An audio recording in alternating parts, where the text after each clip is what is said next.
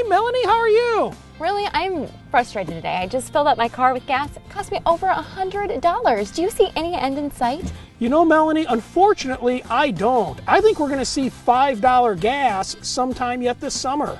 Is there anything I could do to save some money at the pump? You know, there's a lot of things you can do, Melanie. If you want to come inside, I'll show you a few things. Ron, you are the official car guy. Thanks Thank for you. your help. Okay, Ron, I'm looking at a couple different gauges here, and I know before you said that the temperature gauge affects fuel mileage. How is that even possible? You know, that's a great question, Melanie. And the temperature gauge will tell you what the temperature of the engine is. And if you have a vehicle whose temperature tends to run down along the C, the cold side, Okay, so that's right over here? Exactly. Never really gets up to halfway, then your engine's running too cold, and the computer will throw a lot of extra gasoline into it because it thinks it's cold out. It's basically the choke of your engine. So you want to make sure that your temperature gauge comes up midway and stays around there to get the best fuel mileage. If it doesn't, it could be something simple like a thermostat or maybe low on coolant. But that temperature gauge, if it stays down on cold, is going to rob you of 20% or more of your fuel mileage. We don't want that happening, do we? Not with the price of gas No. today. Yeah, no kidding. And I also see this little light here, and I have seen this numerous times on my car. Can you tell me what that is? That is called the check engine light or the service engine soon light.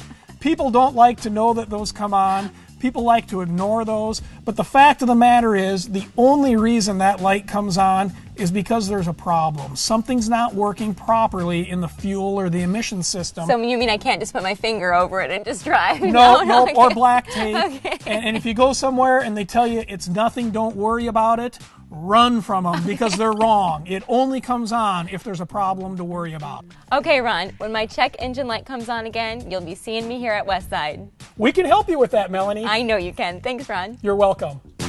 Ron, it's hard for me to look past the egg in your hand because I thought we were going to talk about people's driving habits. You know, maybe we'll catch brunch after the show, but I brought the egg to demonstrate driving habits. Probably a way that you could easily pick up some fuel mileage on your vehicle would be to drive like an egg. What does that mean? What that means is, picture this. Here's your accelerator pedal, and you put an egg between your foot and the accelerator pedal. So you accelerate very gently. Okay. By accelerating gently, the car's going to get better fuel mileage because you're not pushing down on the gas. You're not hot rodding the car, so to speak. So you've got an egg in between the accelerator pedal and your foot, and you gently push up and down. Now, all of a sudden, you go to take off and you accelerate heavily. Woo! The yoke's on you. Thanks, Ron. I think you will be taking me to breakfast today.